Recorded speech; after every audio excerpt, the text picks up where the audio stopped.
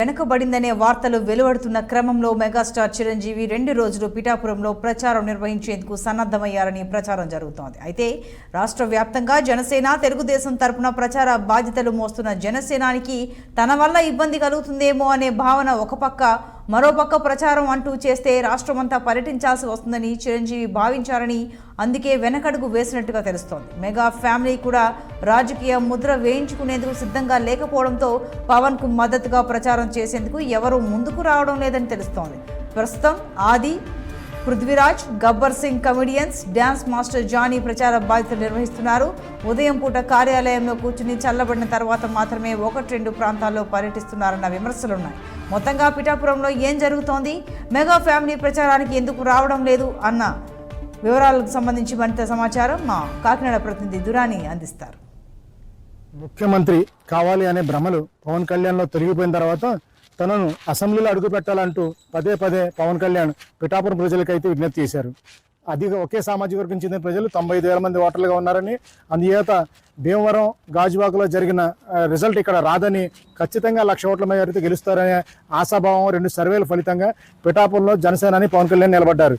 అయితే ఇక్కడ చిన్న చిత్రమైన మెలుగుపడింది. 1,00,000 ఓట్ల మెజార్టీ అంటూ విపరీత హైపుకు తీసుకురావడంతో ఈయన ప్రచారానికి ఏ విధంగా నిర్వహించాలనే కోణంలో మాత్రం జనసేన తెలుగుదేశం మధ్యన కాస్తంత వారైతే నడిచిందని చెప్పాలి. గెలుపు బాధ్యత తన మీద వేయాలని వర్మ సూచించినప్పటికీ ఇక్కడ సినీ గ్లామర్ చూడకపోతే గెలుపు కష్టంగా, అది కూడా తెలుగుదేశం ప్రచారం సరిగ్గా చేయట్లేదని మండే ఎండలను సాకుగా చూపుతూ పగటిపూట కేవలం సమీక్షలు, సాయంత్రం ఎండలు తగ్గిన తర్వాత 1-2 వీధుల్లో తిరిగి ప్రచారం ముగిస్తున్నారని, ఇది జనసేన పుట్టి ముంచుతుందంటూ జరుగుతున్న ప్రచారంకి పవన్ కళ్యాణ్ కాస్త ఉలికిపడ్డారు.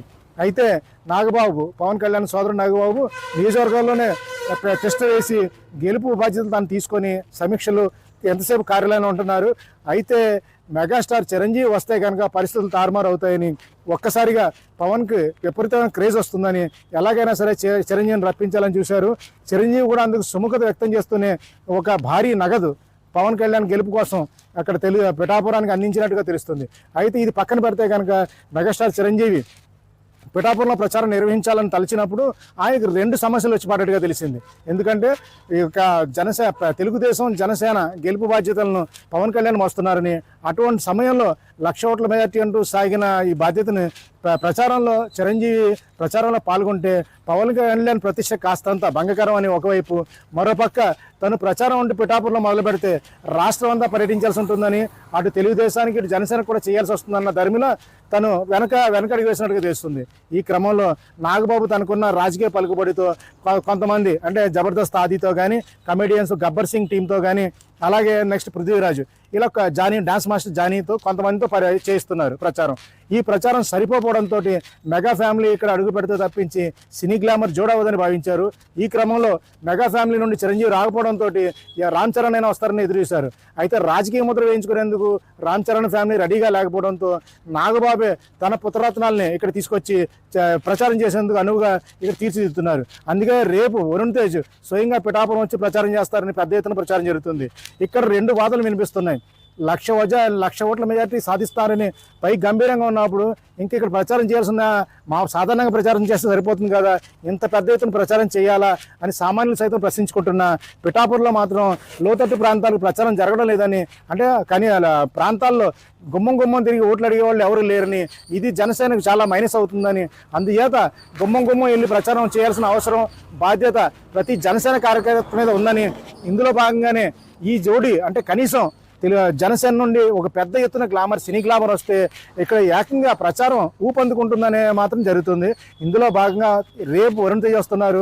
ఎట్టి పరిస్థితుల్లో కూడా చిరంజీవిని తీసుకురావాలని జరుగుతున్న ప్రచారం అయితే ఎంతవరకు సఫలీకృతం అవుతుంది, అలాగే ఈ సినీ గ్లామర్ పిఠాపురాన్ని జోడించబడడం వల్ల ఏమైనా అదనంగా ఫలితం చేకూరుతుందా, లేకపోతే ప్రస్తుతం వైఎస్ఆర్ కాంగ్రెస్ పార్టీ చేస్తున్న ప్రచారం తీవ్రమవుతుంది. అలాగే చాలా వర్గాలు ఒకదాని వెంట ఒకటి కులాల పరంగా కానీ ఇతరత్రా కానీ వైఎస్ఆర్ కాంగ్రెస్ గుడికి చేరుతున్న తరుణంలో వీటన్నిటికీ చెక్ పెట్టడానికి పవన్ కళ్యాణ్ ఏ విధంగా కష్టపడతారు, అలాగే చిరంజీవి కూడా ఏమైనా ఎందుకు సహకరిస్తారన్నది మాత్రం ఒక 2-3 రోజులు తేలుతుంది. ఎందుకంటే కేవలం ఇప్పుడు మిగిలిన గడువు 15 రోజులు మాత్రమే. ఏం చేసినా సరే ఈ 4-5 రోజులనే చేయాలి కాబట్టి ఈ దిశగా ఏమైనా ప్రణాళికలు కానీ ఆలోచన కానీ చేస్తారేమో వేచి చూడాల్సిందే. వీడియో జర్నలిస్ట్ చిన్నీతో నదీం కందురాని, పిఠాపురం. ఇది వాళ్ళ AP war. Keep watching 6 TV. సామాన్యుడి ఆరోపణ.